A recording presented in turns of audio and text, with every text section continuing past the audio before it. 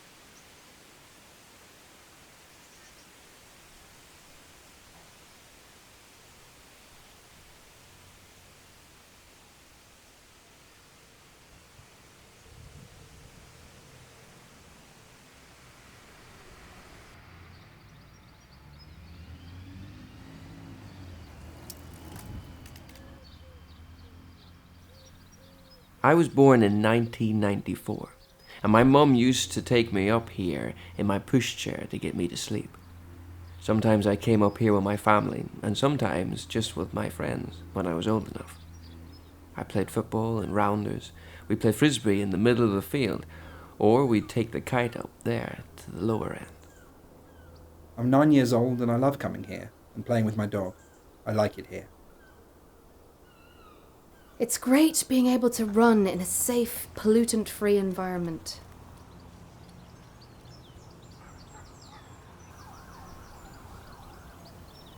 We always need to think of local people who are disabled. I see them relaxing, out walking with their guide dogs, safely using their wheelchairs.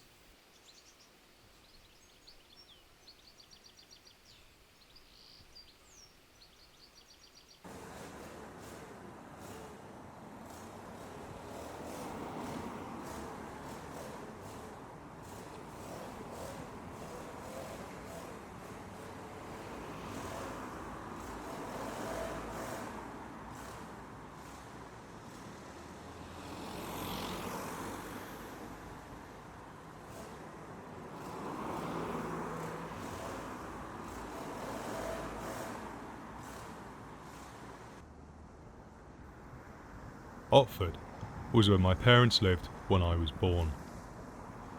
Its duck pond is among my first memories.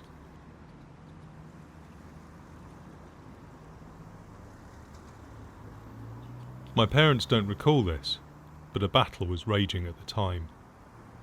Our pond, which is Tudor, was wanted for parking. We villagers had it protected as a scheduled historic monument.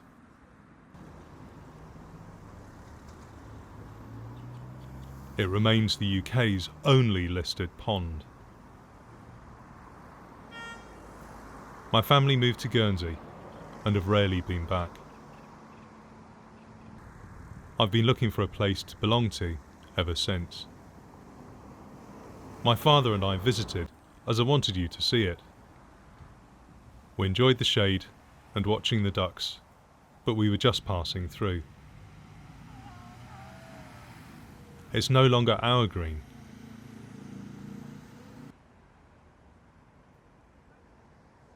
And whenever I come across one, walking in Yorkshire, driving through Surrey, I feel a vague sense of loss, even envy.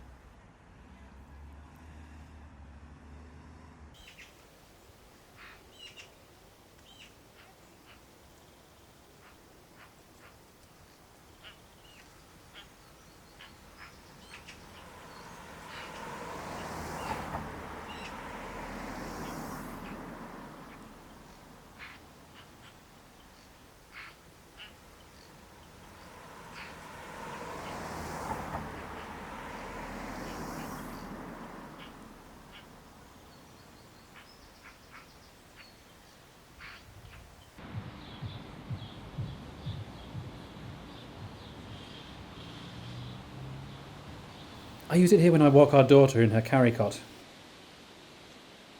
When she's a little older, she'll be playing here, learning to ride her bike here.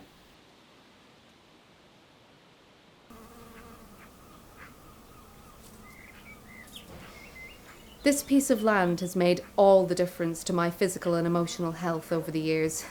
It's such a tranquil space to meander through, and I don't need a car to get to it.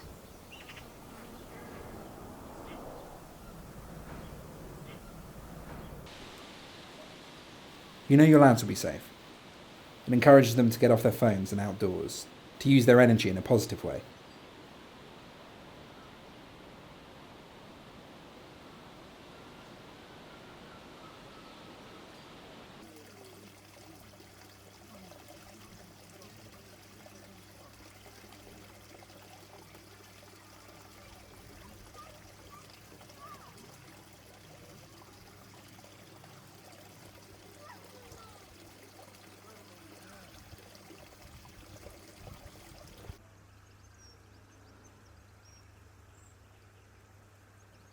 I went to Babbacombe Model Village in search of clichés. Cricket, maypole dancing, endless summers. Cake sales, thatched cottages with rose-covered paths. Archery contests, wreaths on the war memorial. To some extent I found them. I also found things you don't find on a biscuit tin lid.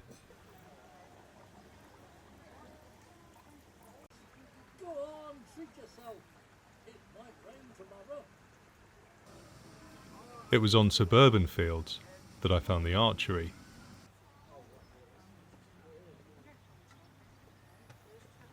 I also found commentary, self-awareness, satire. Need a village green be in a village? Need it even be green? And which is more important? The place itself? What you do there? How you think of it? Or who you are?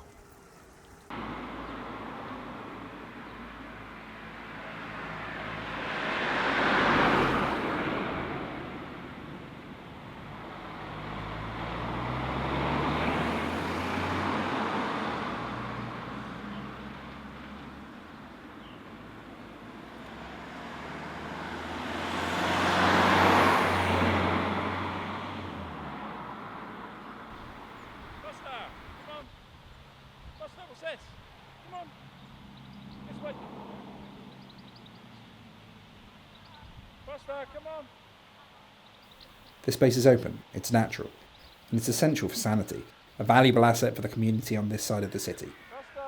A real hub for a whole network of people pursuing different interests.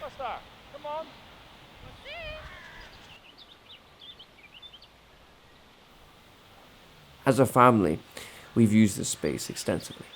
We've flown kites, thrown frisbees, picnicked, played football, collected blackberries. The whole family has really enjoyed it. I value all of it, and through Eastern Fields, I've kept in contact with people. As a woman, this space feels safe. Its trees and wildlife give you a sense of the countryside right on our doorstep, and a real feeling of open space. I know every nook and cranny of these fields, and it's where I can let my guide dog off her lead.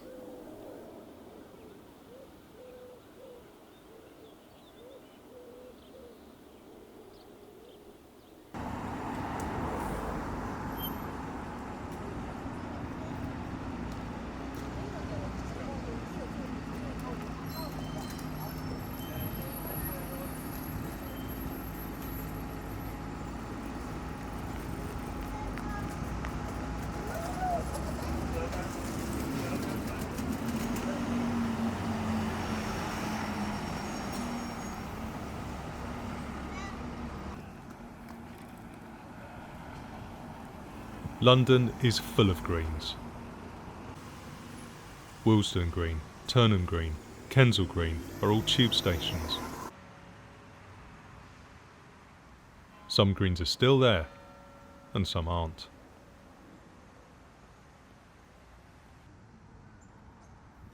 One Sunday, I went to see what had become of a few of them.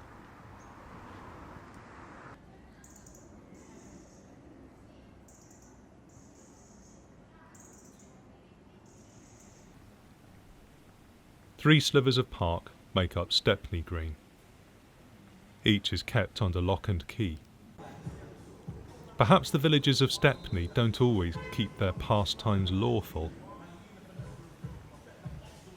But maybe, if someone pollarded those trees, opened the green out a little, the villagers would behave better.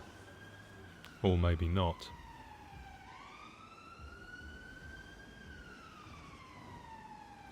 Southend Green in Hampstead is very busy. It's a bus depot, a public toilets. Even the phone box by the water fountain is a cafe. This lone patch certainly isn't for kite flying. But then up the road is Hampstead Heath. It's common land. It was saved from enclosure in the 19th century, but that's another story. My godmother's nearest tube was Parsons Green. I never thought to look for an actual green, but then Chelsea is up the road. This one is triangular. It has a war memorial. There are picnics and shady spots, and there are lots of dogs. My godmother died of motor neurone disease. Maybe that's why I started to feel sad. I found these shadows at the bottom of the triangle. I like Shepherd's Bush Green best. It's also triangular. It also has a war memorial.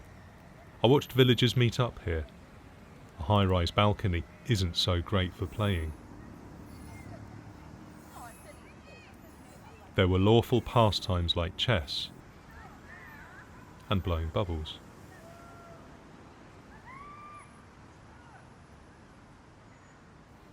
Shepherd's Bush Green might not be my green, but I did feel I could borrow it.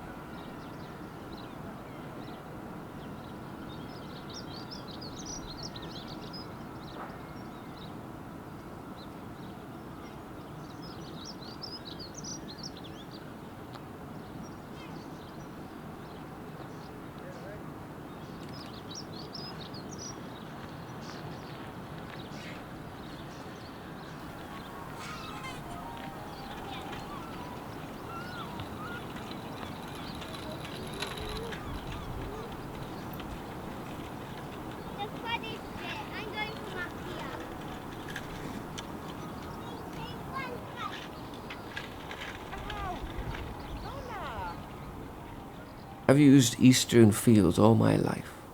They're such a part of me. As a child, I played here, and now I'm 92 years old. My son-in-law takes me up here in my wheelchair as they're so close to home. You see a lot of people, and have a talk to them. You hear the birds singing. It's full of community spirit. Generations have enjoyed the space. I'm happy when I'm here.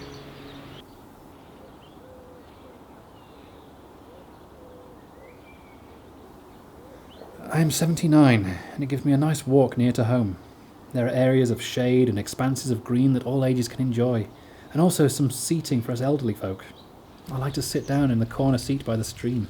It's just so peaceful there, like being in another world.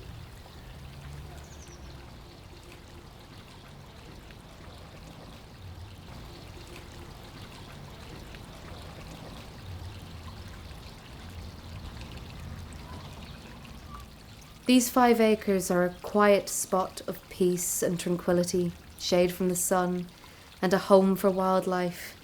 There are very few areas like this one in the city, where you find freedom to pass safely across green areas or linger a while and admire the views. It's what makes us happy in a world increasingly regulated.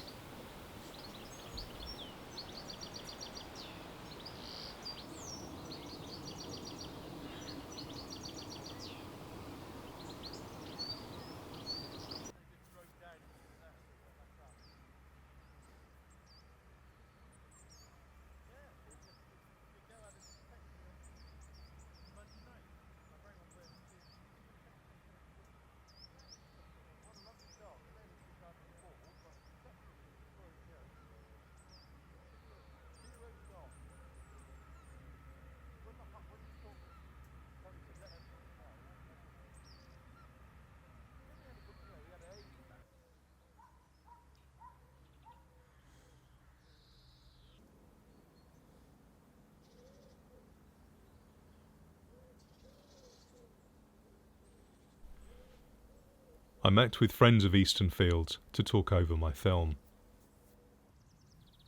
Travellers arrived the following day. They find a way in every summer. This time, they'd got onto the playing fields next door. To save the pictures, the council had let them into Eastern Fields. Of course, my film stopped being a priority.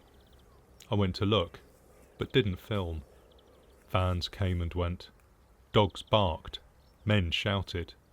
I felt cut off from both the fields and its villagers.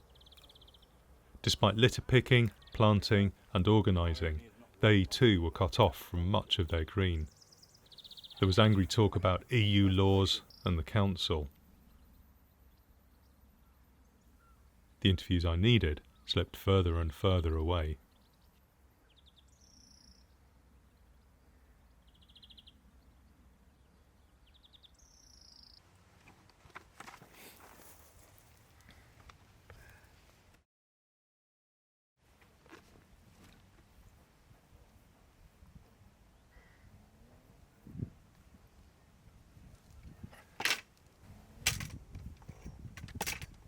The fly-tipped garden waste was still there a month later.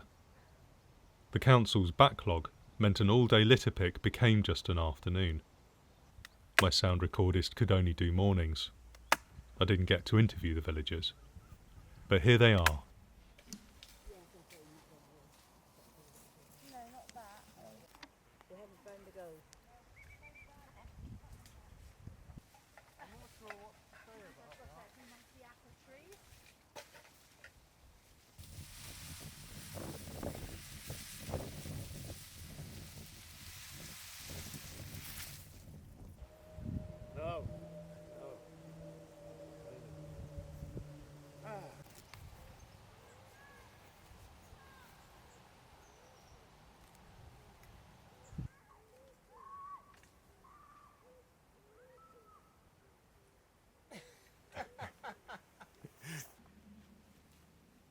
Oh, that's a tough bit, isn't it? That's good. Do some more cutting. Should we cut a bit more here?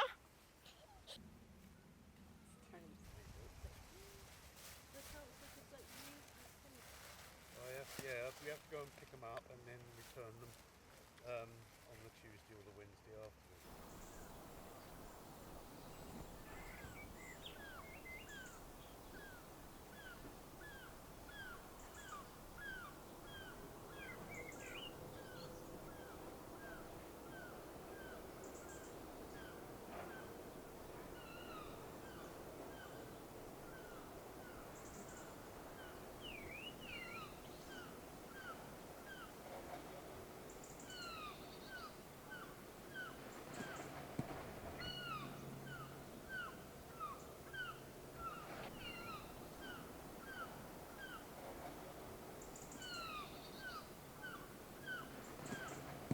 Poleslow and Whipton adjoin Eastern Fields. Legally, it's Poleslow's village green. There are solid and rather boring reasons for this, but it's upset some Whipton residents who campaign shoulder to shoulder, ones who've used Eastern Fields for lawful pastimes for 20 years or more as of right. Of course the fields were saved, they continue to be loved and fought over. Of course it shouldn't matter, but it does matter. It's written into law. It's not their village green.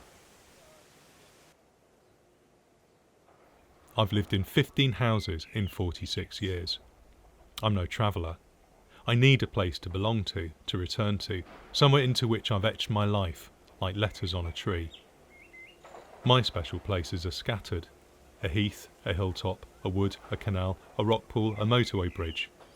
In each one, I'm relaxed and connected enough to let down my guard and play, and go back to play again and again, just like Phil here.